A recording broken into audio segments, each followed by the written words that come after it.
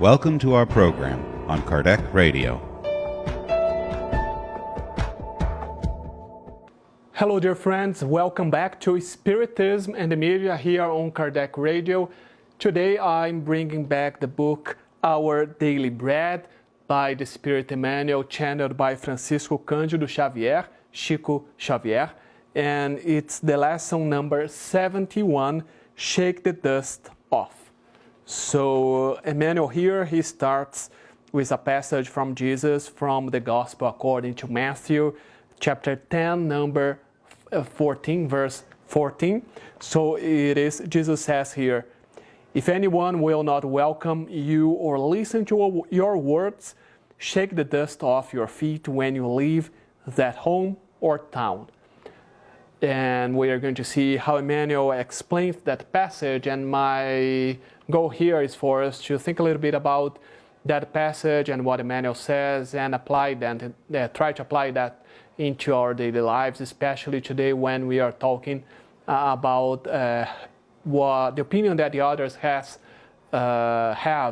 on us, especially online, on social media, on the internet, and we are going to see how it works. So Emmanuel says here, the disciples materialized the teaching of Jesus themselves by shaking the dust off their sandals and departing from this or that rebellious or impenitent place. Still, if the symbol from the Master's lesson was intended to be a simple mechanical gesture, it would be merely a group of empty words. The teaching, however, is much more profound. It recommends the elimination of the sickly yeast. To shake the dust off the feet implies the elimination of any bitterness or detritus from their lives due to the ignorance and the perversity that is encountered on the road of our daily experiences.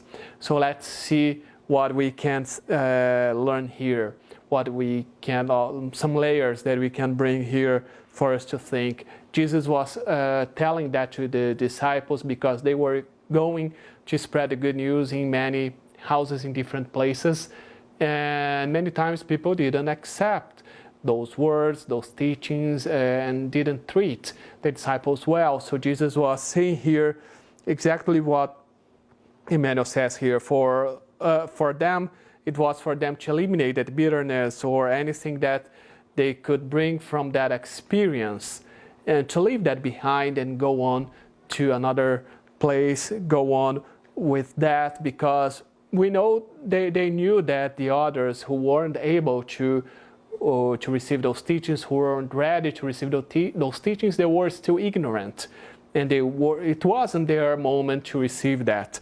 And the same we can apply here many times when we are trying to do good, to spread good, and to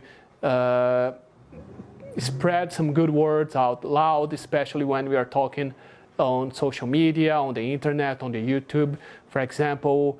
And it's very common for us to share something online thinking that other people are going to like that, or it's going to be useful to others, and we receive bad comments. On the YouTube, people can dislike the video or can leave very harsh comments to us. And how is the reaction that we are having? Let's try to see what Emmanuel says here, what Jesus says here. Let's not bring that bitterness to us, because the same way that Jesus was telling the disciples that many people weren't prepared to that, still many of us, we are not prepared to receive the good news. We are not prepared to receive the good words. Let's think about the parable of the seeds. We have the seeds spreading around us, and some soils, they are good already to receive the seeds and to germinate them. Some soils are not. And we can, in many different ways, we have some fields that we are not ready yet, as others, they have some fields that they are not ready to. So let's see many times when we try to spread that, especially when we are talking about spreading Spiritism, spreading Jesus' teachings, when we try to spread some lessons that we learn, that they are very good to us, and we think it's going to be useful to others. Maybe it's not their moment, and if they are harsh to us, if they give us a bad comment, criticize us in a way, a very negative criticism, in a way that it can be very painful to us, let's not take that personally, but let's think that maybe the other person is not in a good mood, is not having a good day, it's not something against us. So let's not bring that bitterness to our own life, but let's exactly do what Jesus said, shake the dust off. Let's see what else Emmanuel has to say here. So Emmanuel says, it is logical to have the desire to confer to others the seeds of truth and righteousness. But if we were received with hostility where we are visiting, it would be unreasonable to continue the long discussion and notations that, instead of being conducive of opportune success, creates shadows and difficulties around us. So how can we apply that on social, for example?